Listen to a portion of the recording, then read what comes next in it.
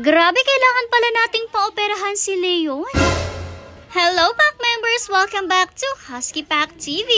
For today's video, nagising na lang si Mother na andito na si Doc. Grabe naman, hindi pala alam ni Mother na pupunta si Doc ngayon dahil hindi niya naintindihan ang usapan nila ni Ma'am Christine kagabi. Kaya naman hindi na rin siya nakapaglinis pa dito sa mansyon dahil nga tulog pa talaga siya nung time na to at ginising lang siya ni Kuya Edmar niya na may tao na nga sa labas. Anyways, kaya nga pala nagpunta dito si Doc ay para nga po mapuntahan nila etong si Leon. Bale, eto nga pinalabas muna siya dito sa off-leash area para makapag-potty or makapag-wiwi siya dito. After nun ay bumalik na nga siya dito sa loob, talaga nakipagkulitan pa nga siya kay Kuya na kasama ni Doc. O diba? Talaga nakikipag-ukitan din ng Leon natin kahit nga kay Doc ay nakipagkulitan siya. For today nga pala ay may ituturok sila kay Leon since okay naman na ang Leon natin at syempre titingnan na rin nga ulit ni Doc yung kanyang eyes. Dahil kaya nga nasabi ko sa inyo noon pa man ay nagkaka-tear stain na talaga itong si Leon, tapos ang ginawa nga natin is binigyan lang tayo ng pampatak sa mata at in fairness na wala naman yung tear stain niya at yung pagluluha niya. Pero simula nga po nung magpunta siya sa Mindoro, nagkaroon ulit siya ng pagluluhang ganyan at nung iuwi nga natin siya, marami rin sa inyo nakapansin ng tear stain niya. Dahil tuturukan nga siya ngayon for the timbang nga siya at ayan tumimbang siya ng 15.5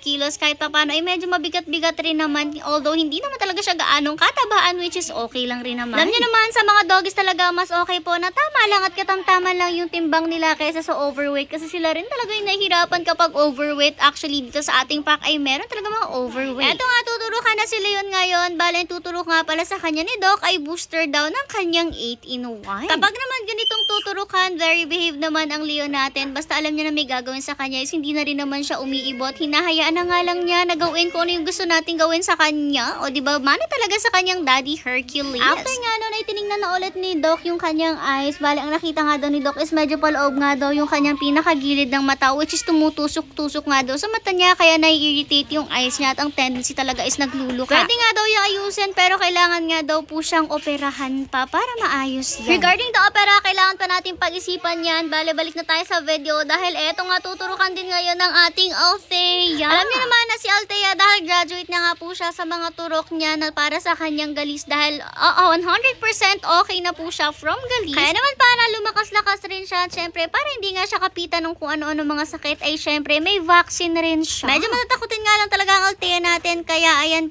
pinakalma-kalma muna siya ni Kuya after nung tinurukan na po siya. Bale, dalawa nga yung tinurok sa kanya. Meron siyang anti-rabies today at saka po yung 5-in-1 na vaccine. After nun ay pinabalik na rin nga po siya doon sa kabila para hindi siya masyadong matakot at ma-stress kasi grabe talaga tatakutin ang bata sa ibang tao. No, kinahaponan naman naisipan ko na makipagkulitan nga dito sa ating mga meals kasi sakto may dala akong bubbles at na-realize ko hindi pa talaga sila nakaka-encounter ng bubbles before. Kaya nga ayan, for the palobo talaga ako dyan at grabe talaga yung mga hotdog na sunog yung nangunguna. Nakakatuwa nga etong isang to, kung hindi ako nagkakamali si Rexisay siya kasi talagang talon siya para sambutin nga po at talagang habulin yung mga bubbles. Kasama nga niya dyan si Bordags paghabol sa mga bubbles na yan. Ang cute pa nga nila kasi imagine yung lalaki nila talagang for the talon sila para sa mga bubbles. Grabe, parang bata talaga mga to. Pero huwag kayong maglala, hindi naman talaga nila nakakain at safe pa rin naman sila.